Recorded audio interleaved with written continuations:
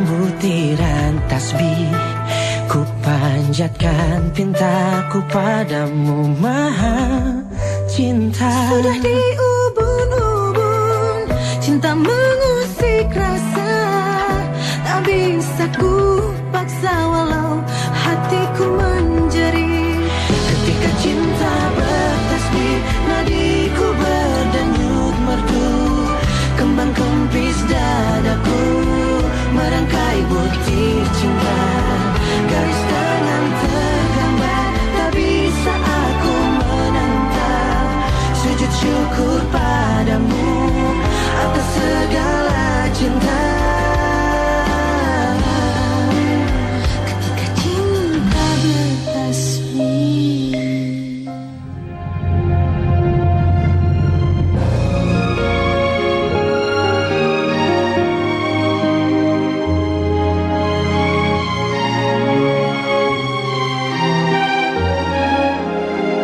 Hadirin sekalian yang dimuliakan Allah, asbabun nuzul atau sebab diturunkannya surat An-Nur ayat 30 ini adalah sebagaimana diriwayatkan Ibnu Mardoi dari Ali bin Abi Thalib radhiyallahu anhu.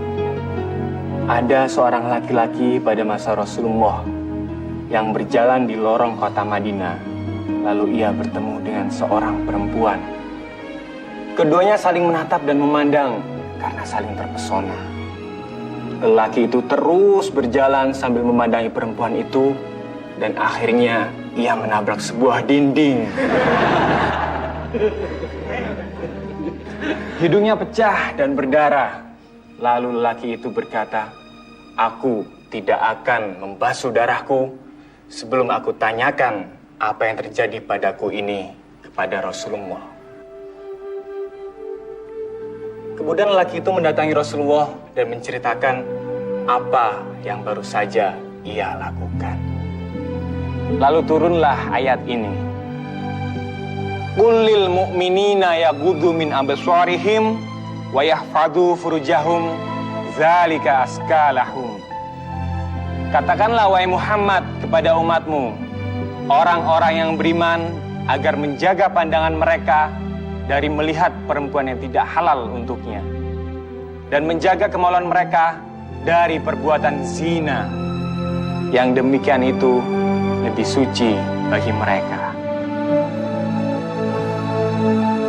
Hadirin sekalian, seringkali manusia menemui celaka karena kemaksiatan yang dilakukannya. Contohnya lelaki yang hidungnya pecah tadi. Ia celaka karena kedua matanya bermaksiat. Dan Al-Quran telah memberikan petunjuk yang terbaik untuk manusia agar selamat di dunia dan di akhirat. Awal terjadinya kemaksiatan lelaki dan perempuan adalah karena memandang yang tidak halal. Maka Islam langsung memangkas akar masalahnya.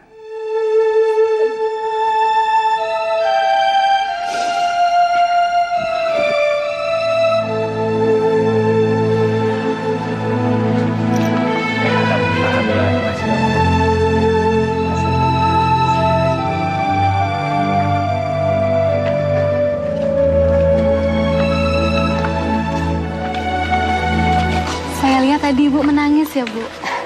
Kenapa, Bu? Iya, Ustazah Ana. Saya nggak bisa kalau nggak terharu. Saya senang campur haru melihat anak muda seperti Ustadz Azam. Penjelasannya dalam menguraikan maksud ayat yang dikaji enak, simpel dan gamblang. Kiai Lutfi memang nggak salah milih menantu. Apalagi tambah Ustadz Azam itu tampan. Ustazah Ana jangan cemburu ya. Keponakan saya Sauda saja bilang kalau Ustadz Azam belum menikah, dia mau loh jadi istrinya. Tapi Sauda tidak berpikiran untuk dijadikan istri yang kedua kan, Bu? Ya enggak lah, enggak mungkin Sauda berani berpikiran seperti itu. Kecuali kalau Ustadz Azam dan Ustazah Ana menginginkan Sauda jadi yang kedua. Ya itu lain cerita toh. Bu, jangan sampai kedengeran sama Mas Azam. Nanti Mas Azam bisa GR dan berpikiran macam-macam. Iya, Ustazah. Laki-laki itu memang jangan dikasih kesempatan untuk berpikir menikah lagi. Tapi Ustazah hati-hati loh, meskipun dia seorang ustadz. Nji, Bu. Matur nuwun ya, Bu. Tolong sampaikan salam saya pada Saodang. Katakan padanya jangan berpikiran macam-macam. Insya Allah Ustazah. Ya udah, Bu ya. Assalamualaikum. Waalaikumsalam. Ya.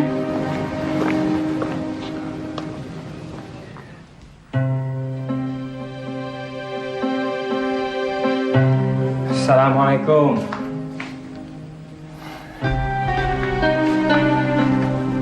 Assalamualaikum. Waalaikumsalam warahmatullahi wabarakatuh, Mas. Melamun ya? Ada apa? Saya nggak melamun kok. Ayo jujur. Buktinya kamu nggak jawab salamku. Oh, kamu kangen ya? Dan rindu sama Abah Umi? Baru 1 bulan, Insya Allah, Abah dan Umi di sana bahagia.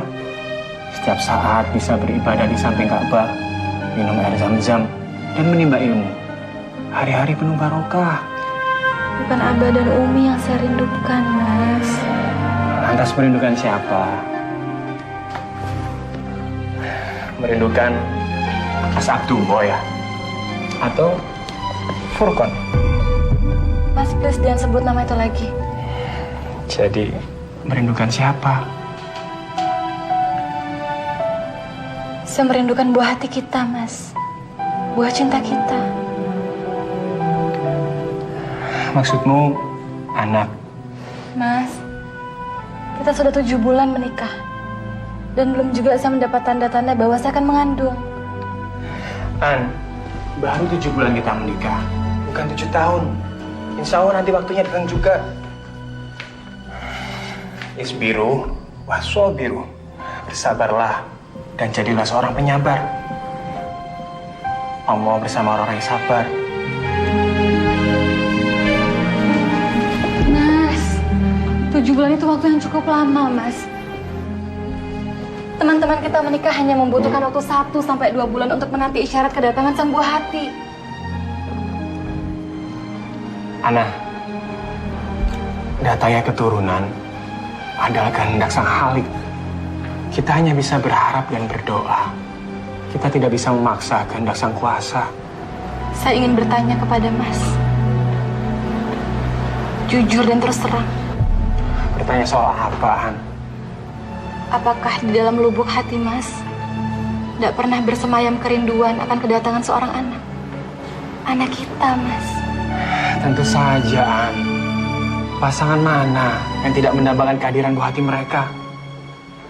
Aku sangat menginginkannya. Bahkan sejak bulan pertama kita menikah. Lantas mengapa Mas tidak pernah memahami perasaan saya? Apalagi yang harus kukatakan kepadamu selain nasihat kesabaran, An?